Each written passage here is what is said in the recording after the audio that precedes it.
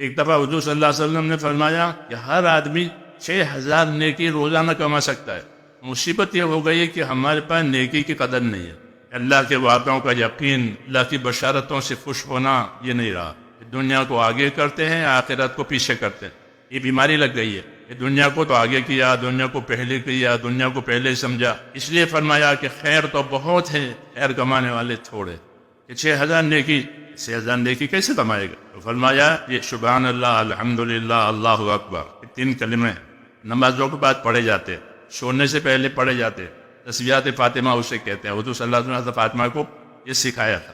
ایک کلمے پر 10 نیکی ملتی ہے، سبحان اللہ 33 مرتبہ، الحمدللہ 33 مرتبہ، اللہ اکبر 34 مرتبہ، کتنے ہو گئے؟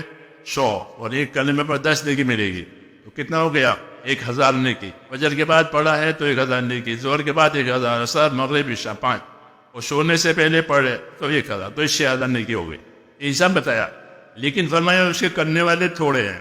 جب نماز پوری ہو جاتی ہے، سلام پھر جاتا ہے، تو شیطان وہی ضرورت اس کو یاد دلاتا ہے کہ تیرا فلاں کام ہے، تیری فلاں ضرورت ہے، وہ اس چکر میں وہ تسبیح چھوڑ کے چلا جاتا ہے، وہ 1000 غائب ہو گئی۔ سوتے وقت وہ لیٹ گیا، میں لیٹے لیٹے پڑھتا ہوں، پھر اس کی آنکھ لگ گئی، وہ پورا نہیں ہوا، تو یوں 6000 نیکی غارت ہو گئی۔